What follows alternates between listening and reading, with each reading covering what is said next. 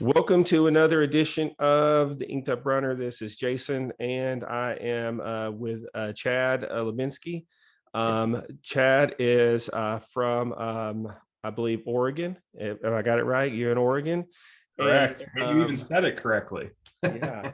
So what's cool about Chad is, being a member of the Ultra Red Team, you meet a lot of unique people who do a lot of unique things. And Chad is a hiker that is that has also converted into doing some trail running. And so I thought it would be cool to talk to someone who has spent some time hiking. He's done a couple of really cool through hikes, and then talk to him a little bit about what his experience with ultra running as compared to what the hiking experience looks like, because they're the same but not really. I learned that back in November, when a quick story that no one has heard yet. They hear the same running stories, but they never hear the hiking stories.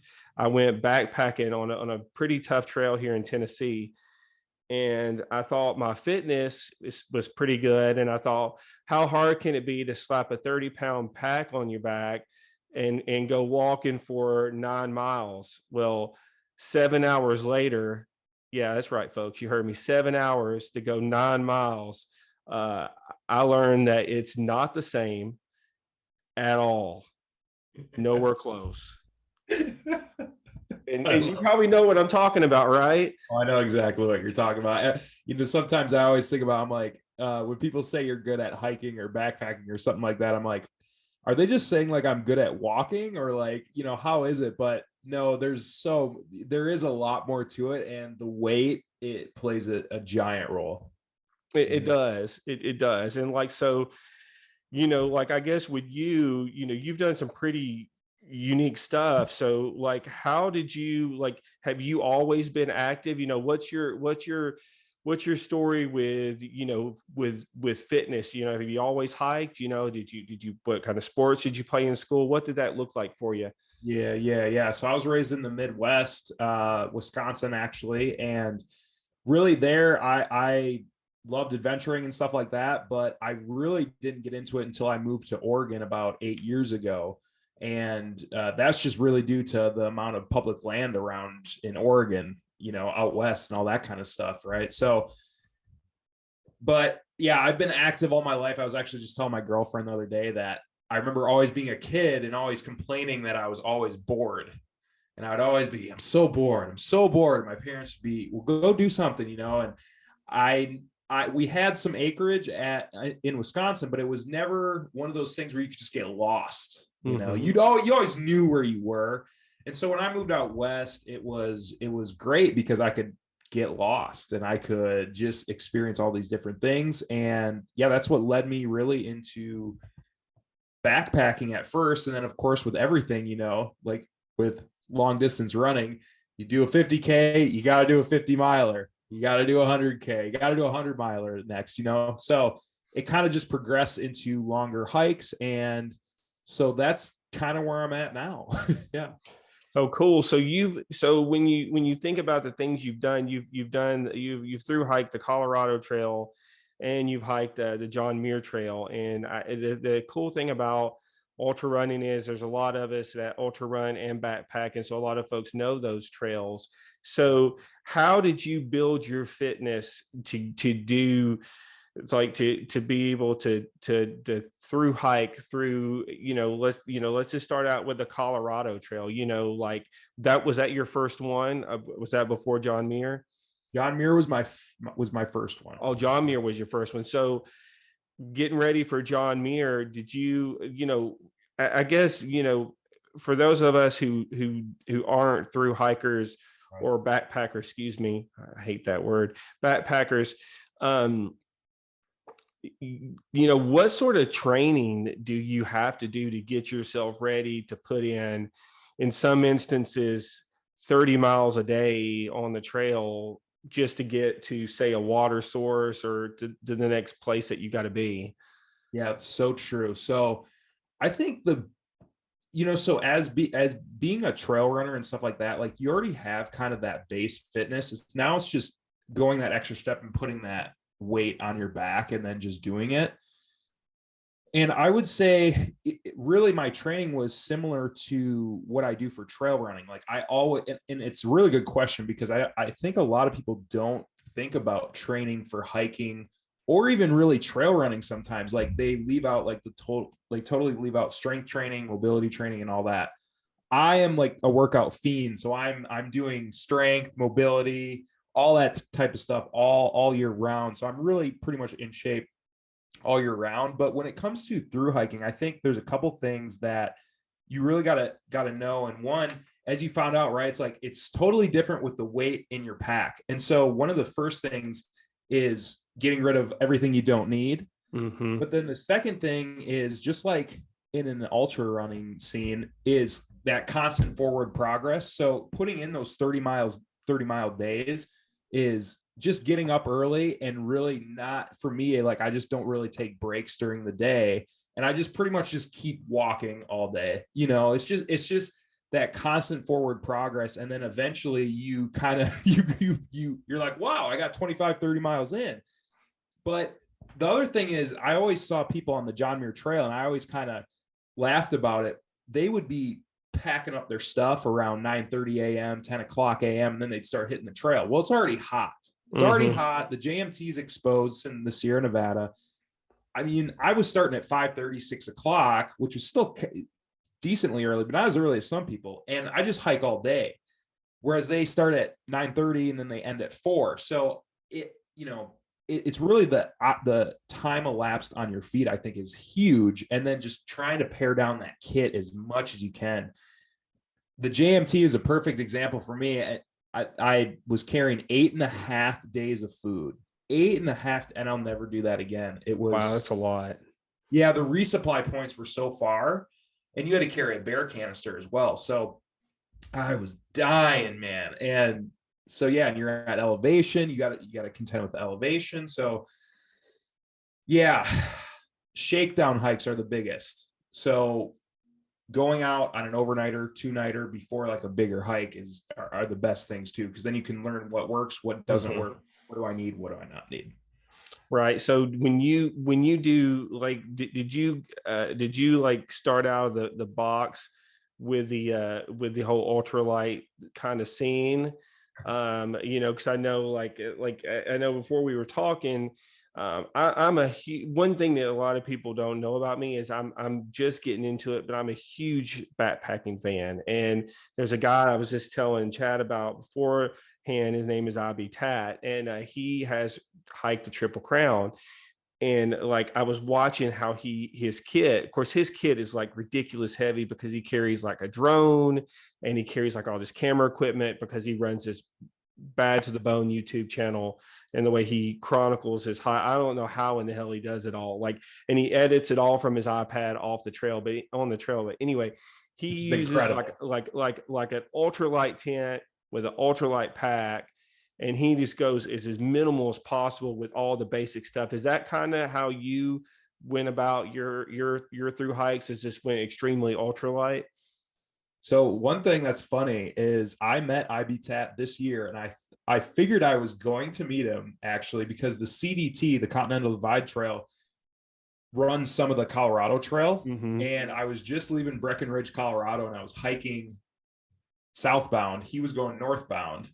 So we crossed paths, and I talked to him for about 30 minutes, took a selfie with him. It was so cool, dude. He was a great guy. But he said he was going to subscribe to my YouTube channel. I don't think he did yet. So I gotta figure that one out. Anyway, yeah. So I think it's a constant thing of you constantly pare down your kit every single time you go. And if you see some of his, like when he first did the AT was his first one. There's a lot of things in his pack that he no longer had on the CDT. Right. And you were watching this really in real time, basically go by in this 3 years. Well, it was probably 4 years because I think he took a year off in between there.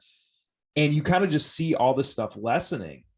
And then, so I think it's just every time I would go out, especially the first few times of backpacking, I brought my pack in and I laid everything out, and everything I never used or touched, I never brought it again. Like I was bringing lacrosse balls and just weird, weird stuff that I thought that I would need to roll my foot out or something. But you just don't. And then some of the things you can just kind of pare down a little bit smaller, like a jet boil to a BRS stove that's $19 on Amazon. It's like this big, and then you can get a little titanium cup. So just kind of replacing some things. But yeah, I would just say really just laying your stuff out, figuring out what you need, what you don't need, and just kind of going from there. But every single trip, you should just be honing it every single time, just honing it, and honing it. And for the Colorado Trail, I felt pretty dang comfortable with the stuff I was bringing, and it worked out pretty well. And the reason was because I had to get that thing done within like 22 days, I think, because I didn't want to get fired from work. Pretty much was the thing, right? So I really had to like pare down my kit, and it worked out. I didn't die. So you didn't die. So and I guess the thing about it is, did you do these? Well, you did these pretty much solo, right? I mean, did you? I started watching your John Muir one, and I made it through like an episode of part of an episode, and I got called away to do something, and I got to go back and finish it. And I subscribe to your channel, by the way. Oh, nice! I got to get you back. so anyway, so did you pretty much do these solo? Yeah, I did, man. I did. It's super challenging to find people that want to do that. But not only that, it's at your pace too, I've found, because I enjoy those larger miles, and I'm not really a camper. I'm more of a hiker. I like to jam the miles in. So I have that mentality. So I haven't really met a lot of people that do. Since the JMT, though, I have met people, and that's because I just meet them on trail, and you can kind of vet them out that way in a funny way, instead of meeting them online, and then you have no idea what they're you have no idea what they're going to be like. So yeah, super solo, which can get lonely, but it does have its pros as well. So did you have any like really like scary, terrifying moments like with wildlife, or like some health things? I know like Abby Tat during I think his PCT and his CDT had some health issues that were really kind of scary on trail. Did you have anything like that? Did really the worst thing that happened to me was I got this extremely bad rash on both of my legs on the Colorado Trail. I had it for about a week and a half, and it was just bubbly, swollen, all this type of stuff. It looked like you rolled in poison oak or poison ivy. I just couldn't sleep. I was scratching it. I couldn't get out to a hitch anywhere. But I eventually finally got a hitch into a urgent care and got it taken care of. But that was probably like the worst part. Otherwise, other than that, I mean, I've seen a bear on the first day of the Colorado Trail, which was kind of funny. I was like, wow, this is a bang. Yeah. But yeah, no, nothing too much. It's kind of interesting. You don't see too much for wildlife on some of these trails, wildly enough. Usually deer and stuff all the time, but not much for other predatory animals. I haven't seen too much. Yeah, it's funny because the AT is kind of like that. I've been on a particular section of it quite a bit and never seen any sort of a bear on it. However, the section of the AT at Fontana Dam, after you cross over into Tennessee and go into the Smokies, there are tons of bears over there. Matter of fact, we were just there last weekend or weekend before last, and we ran from Fontana Dam up to Shuckstack Tower, and on the way back, we saw a whole family of bears right below the dam. But like, they weren't messing with anybody, you know what I mean? And like when a couple of friends of ours were running Scar, we were crewing them, and we were out on this little island, and we walked away from the island and turned around, and there was literally a bear standing right where we were, that we just somehow missed the bear, you know what I mean? And it's but the bear apparently must have seen us, because my friend it's funny, I'm always talking to my friend, I'm like, well, I never saw a bear, or I never saw a snake. My friend's like, yeah, but they saw you. And I'm like, Sure. most Sure. likely. Most likely. Yeah. But a lot of times I think you hit the nail on the head, because a lot of times the wildlife don't want to be messed with. They want to just, they want to be able to do their thing. They don't want humans to cross their path.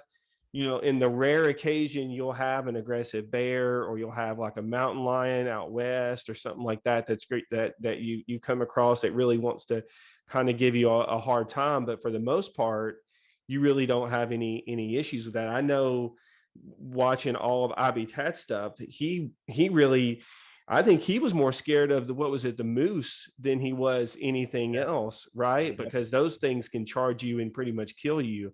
Those things are scary. Yep. Yeah, and I've never, seen one up close or been around one, but I found it fascinating that the moose, he was more kind of terrified of the moose than anything out there. And so it's just interesting how like you said, you didn't really come across very much. And it sounds like you've been pretty fortunate not to have a whole lot of like, issues on trail either. So that's really great. So like from a hiking standpoint, what are what do you have any like big, like long-term goals, like through hiking? Like it's like one of the three, one of the three big ones of the Triple Crown, or what's your goals with that? That's a good question. So one time in my life, I really wanted to do the PCT. Was extremely high on my bucket list. And last year when I did the Colorado Trail, I was out there for about 22 days. So that's about a 500-mile trail. And I actually think that is my limit. I think that I'm good with that. I enjoy eating healthy. I enjoy, I lost 20 pounds. I enjoy weightlifting, jujitsu and all that kind of stuff. And, it does kind of become routine after a while, like after a couple of weeks on trail. So I actually think I do want to do the long trail. So I want to get the triple tiara, which is the long trail, JMT, and then the CT. So I will do the long trail to finish that out. But I'm going to get into a little bit more bike packing now. So a little more bike packing, and then a lot more mountaineering and rock climbing and stuff like that. I kind of feel like as it's kind of encompasses everything, right? You have your skills in through hiking that you can translate to bike packing and trail running in a way too, and vice versa, right? And then, your rock climbing, you can do the traverses and stuff like that are maybe a little more technical. So I kind of just want to become this all around like mountain athlete is kind of what I'm envisioning in my head. Yeah, I was just about to ask you. I noticed you have some climbing gear behind you. Like how versed are you in climbing? Are you more of an intermediate? Are you at the beginning level? Are you more at an advanced level? Where are you at with that? Yeah, pretty much total beginner on especially like roped climbing and stuff like that. Like we've been doing it in the gym for a while. We're learning how to lead climb right now. Been outside a few times, but haven't been like placing my own protection and stuff like that. But on winter climbs, we just did Mount Hood this winter, which was awesome. It was super. It was crazy. It was fun, and a lot of other ones in the PNW. But I got a bunch of them on my list: Shasta, Rainier, and all of those coming up this spring. So that's what I'm really focusing on, and I'm trying to build that into my 100-miler training. Because I just kind of feel like it's. Well, I guess you've ran 100, right? I've actually, funny story. I've ran 3 100s, and the same race I DNF 3 times: 80 at mile 80, at mile 70, and this past year at mile 67. However, I have another 100 in, 2 weeks. Whoa. Yeah. So yeah. Oh, really?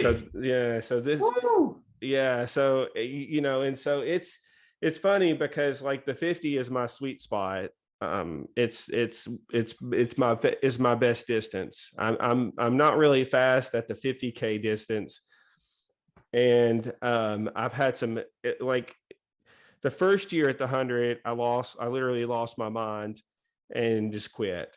Like I had plenty of time to finish it. I just gave up. That was at the mile 80. At mile 80. Yep. Okay. Gotcha. Still had like 7 hours to do 20 miles. It was stupid. I was an idiot, but like, it just goes to show you like what Yeah. happens after you've been on your, been going for so long. And literally, yeah, that was probably one of the best races of my life that day, and I blew it. But like, anyway, like the second year I had a health issue, and in the third year, this past year, um I drank too many electrolytes, and I got really, really sick, and like between 50 and 60, and I could never come back from it. It was on the Virginia Creeper Trail, which, Wow. I don't know how familiar you are with it, but it's basically a pretty flat, gravelly kind of a trail, that you start on top of White Top Mountain, you go down, you go to Abington, you go back up the White Top, and you go back to Abington, and that's the 100 miles. It's like 33 miles each way. Yeah. But anyway, yeah. So I've yet to nail the distance. However, I'm an expert at 50-mile distances, but yeah, I'm hoping to finally get that 100 in 2 weeks. We'll see. So Oh, I believe in you, dude. I so believe. so I guess, you were talking about the climbing with the 100-mile, so you're looking to kind of build in a full cross training style regimen to get you prepared for that. Is that pretty fair to say? Yeah, that's pretty much it, man. Because also before my 100, I'm trying to plan a bike packing trip called the Tahoe Twirl, which is around Lake Tahoe. It's kind of like the Tahoe Rim Trail. Mm-hmm. That would be July. And then August, I have the Wind River High Route, I guess that to answer your question about where hiking, I actually am more interested now into going into the high routes, which are, I don't know. Are you familiar with high routes at all? Is that, well, not, I don't, and I'm familiar with sky racing. I'm Oh, not familiar with, I don't know if it's kind of the same thing, but sky racing is where they kind of race at really super high like altitudes and stuff. Um, oh. and so I'm not sure with what you're referring to. I've not actually heard of that term before. So what is that exactly? So a high route is is basically a through hike, but it's off trail. Mm, So it's kind of like, like I don't know, 20-30% of it's on trail, where 70% of it is off trail. So this one's called the Wind River High Route. Andrew Skirka actually created it through the Wind River Range in Wyoming. You kind of have a rough GPS like location of where it is and like where you need to go, but you're kind of doing more navigation to try to figure out the best way over passes and stuff. That's kind of what I'm more trending towards, that and like Sierra High Route and stuff like that. So that's at the beginning of August. So I'm thinking again, time on feet with a pack will be good for 100. But obviously, I'm running a bunch of miles, although I just did that 4x4 by 48 by David Goggins. yeah, And it's a popular one. yeah, completed it. And then I kind of wrecked my Achilles in there a little bit. So I'm on the rehab from that. So hopefully that goes okay. So when you got into the trail running scene, um, did you do any lesser distances before you jumped into the ultra scene? Like, did you do like any 5Ks, half marathons, marathons, or did you just jump right into the extreme world of ultra running? Yeah. I did some 5Ks before, like a long time ago, and then I did a 10K and I got lost. So I DNF'd it one time, and then that was it. Oh, and then I did a half marathon as well many years ago. What actually ended up happening with the 50K was I tore my bicep in jujitsu, and I couldn't do jujitsu anymore. But I was in really good through hiking shape, so I was like, "Well, I've always wanted to do an ultra." So there was one coming up in about a month. So uh, that's the one I selected. Yeah. Well, I mean, it's one of those things where it's the great thing about ultra running is running is such a mental thing. Right. um and it's just like, I can tell you right now, for 1 through 50 miles, my head is in perfect shape. Interesting. 100%. Like I am money for the first 50 miles always. Like, and then something happens when you get into that 50 to 60 mile range, especially at the 60-mile level. When you hit 60 miles, something starts happening in your head. And that's when you really have to start working on the mental aspect of, not quitting. If you're having any issues, what you need to do. Your race, the 100 miler at Cascades, right? What's the, are you going to have a crew for something like that? Or are you just running it just solo? Yeah, I mean, I'm gonna assemble kind of a ragtag crew, I guess. It'll be my first like real long ultra, so I'm not totally sure what I even all gonna need. We do get to get a pacer at one point too, so I'm gonna see if I can have a buddy do that, obviously. But what you're saying makes a ton of sense, especially when because I remember when I ran my 50 and I thought to myself, my God, I don't know. I mean, I can't imagine another 50 miles. Mm-hmm. Yeah, I mean, it's a lot to wrap your head around because, Right. like, when you start, but I guess you can correlate some of it with through hiking, right? Yeah. Because let's face it, if you're through hiking and you've through hiked two relatively tough trails, right? I know John Muir is very tough. I've watched the Billy Yang video and watched him do it, and it's no joke. And so, Right. but like you literally have to prepare yourself every day that you're on the trail to get up and get your butt in gear and get moving, right? And the same Right. things in the ultra, right? You like you said, forward progress, forward motion.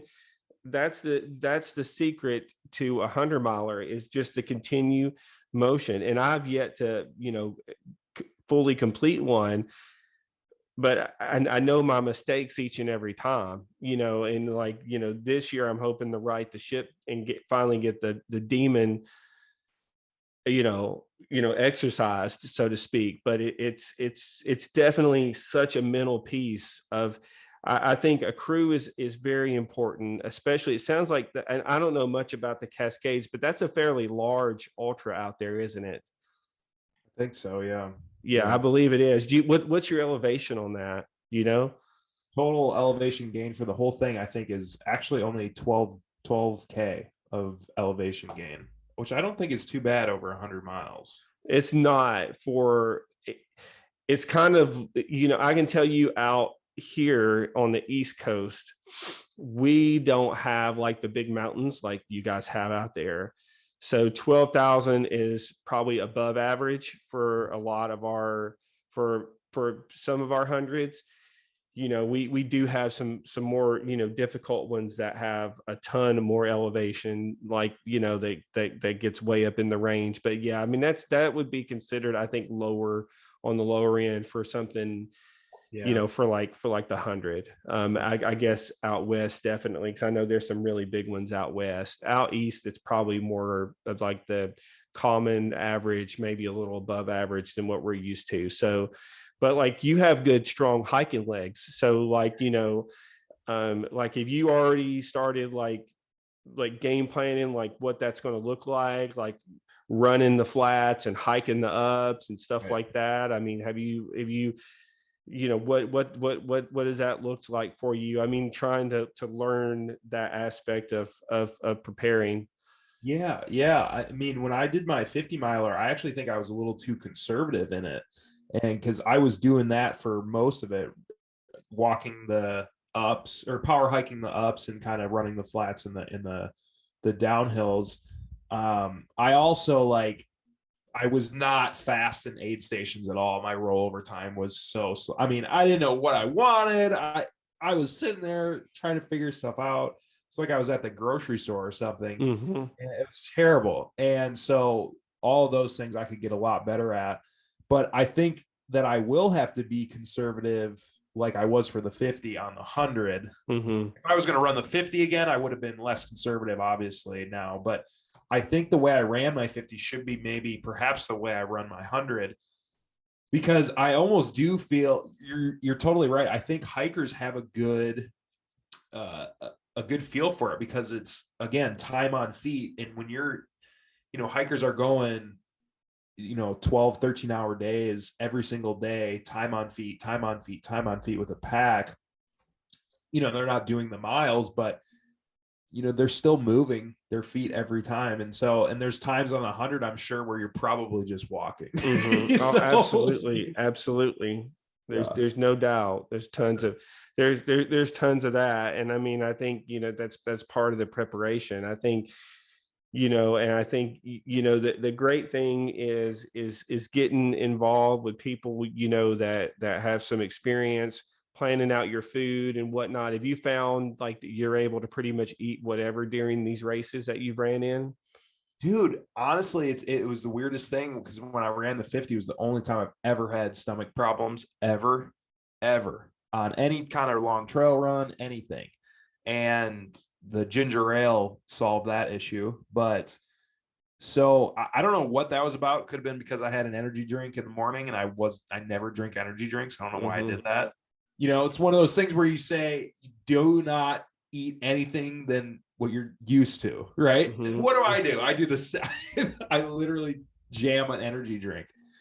So it could have been that, could have been nerves. I don't really know. But for the most part, dude, my stomach's pretty good. My stomach's pretty good. I've actually been kind of transitioning to more regular food, trying to get, some goos and things like that. But for the most part, trying to transition to more just solid foods and bars and things like that. So Well, and I think that's one thing that you'll learn when especially like when you're doing like the 100 miler, you have to consume a decent amount of calories.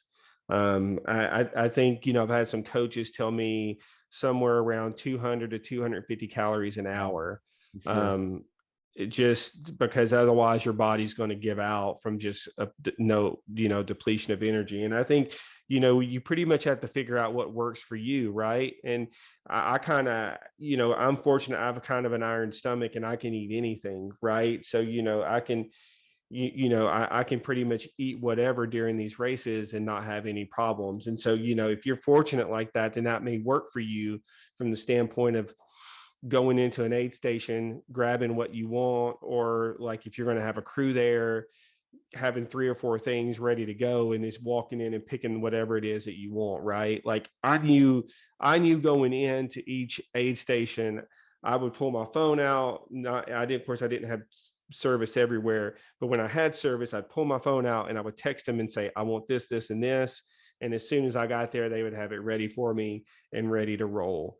And you just have to learn, again, like nutrition is so important from the standpoint of mixing your proteins and your carbs and your sugars and all that kind of stuff. You have to kind of, it's a science to all of it, just like you would I guess even hiking. I know I've watched several hikers, and it's funny, I've watched the ones that are super healthy that eat like grass and twigs and trees. And then I've watched IB Tat eat like 50 beef and cheddars, and you know what I mean? Did the Arby's challenge. And it's like you see the different aspects of the way of eating. And like you could do the same thing in trail running. I think you just got to figure out what works for you. And like once you figure out what that nutrition is, then that's what you got to plan for. Yeah. But like so are you planning on like after this 100 miler, like are you looking to do more like trail races and just continue to mix things up? Is that kind of what your plan is? Another good question, but I guess we'll see how this 100 feels. Like if because it is one of those bucket list things. I could see me going two ways. I could see me being like, all right, I got it done. I don't need to do that again. Mm-hmm. Or I would want to do maybe something like the Hard Rock 100 or something. Try to get into a lottery of something like that, and do some kind of real like tough race. But it's hard to say, man, because I don't know how I'm going to feel at mile 80 when I have 20 miles to go. When you had 20 miles to go. Absolutely. And you don't know. And like like I know out here in Tennessee, we have like tons of races to run. So, you should definitely get out east sometime and try some East Coast races, because there are some great ones out here, and it's the same but not the same, right? The terrain is different. Out here the humidity will literally kill you because the humidity is just awful here in Tennessee. But real quick, the one piece of advice I could ever give you, um, don't ever get so cocky and do something that you like you said before. Don't ever do something that you've never done prior to before you start a race. So I just ran a 50K in January, one that was super important to me. So one of my bucket list 50K races to run. And I did the cardinal sin the day before I went to REI. It was going to be super cold. It was going to be super cold that morning. And I had some really crappy tights. I was like, you know what? I'm going to go and I'm going to buy some new tights to wear. And so I went there and I bought a trusted brand, the North Face. I wear their stuff all the time, right? And I put them on, and about halfway through the race, I got like some extreme chafing in a place that you don't want extreme chafing at. And I ended up having to drop it like 22 because I just couldn't go any further because it was just too severe. But like whatever works, whether it's shoes, clothes, make sure everything that you wear, everything that you use is tried and tested and true. Dude, you are so spot on. Number one, people that have never chafed, dude, I can't I can't think of anything worse than chafing. It will take a guy down so quickly. Mm-hmm. I mean, scary, man. Scary how painful that is. It's terrible. It is terrible. It is. It is rough. So I guess the I guess to kind of wrap things up with you a little bit, because this has been a really cool conversation. Your YouTube channel, for those who, because you have a really cool YouTube channel, what is that, so we can share it with folks? Appreciate it, dude. Yeah, so I got my Colorado Trail journey on there, my JMT, and then it's just Chad Lubinski. Just my YouTube name is, yeah, I guess it's just Chad Lubinski. Just search my name. Yeah. So I wish I had a cool one like Inked Up Runner. Like that's way cool. I just made it up because I've like tattoos. So well, I like it, man. It was something simple, and no one actually had used that anywhere, which is bizarre, because like people use like the craziest names like all the time, right? So it's like, it's nuts. Right. So, well, you'd probably like, my Instagram name is Chattahoochee. So I saw that. Yeah. I noticed that when I was going through your Instagram page and stuff. So that's cool. So definitely give him a follow on his Instagram. Is what's your Instagram again? Yeah, it's just Chattahoochee, Chadahoochee. Yeah, so Chattahoochee, and on Instagram, and then Chad Lubinski at YouTube. Check out his videos. They are very, very cool. I've got to get on there and start watching them, since I've watched all my IB tap videos, and my man ain't making any more right now because I think he's doing something overseas. So yeah, I'd like to have him on, but I don't know, man. His I don't know, what his language would look like on here. It might get me in trouble. What's actually interesting is I've listened to podcasts with him. He does not swear one bit. It's crazy. It's the craziest thing, dude. And he really didn't swear with me when I was talking with him out of Breckenridge. It was so crazy. So yeah.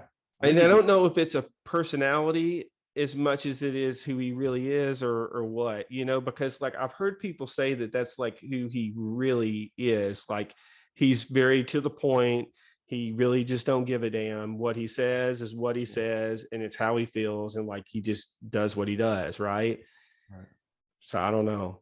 Well, I think what makes him really interesting is he, unlike some hiking YouTube videos that you'll see, he really presents the entirety of the trail. So when he's having a shitty day, he lets you know about it as the Oh viewer, yeah. and he doesn't hold anything back. And I think when it's like when you catch him in one of those moods, man, he's going off and off and off. And I mean, in reality, that is kind of what it's like, you know. Sure.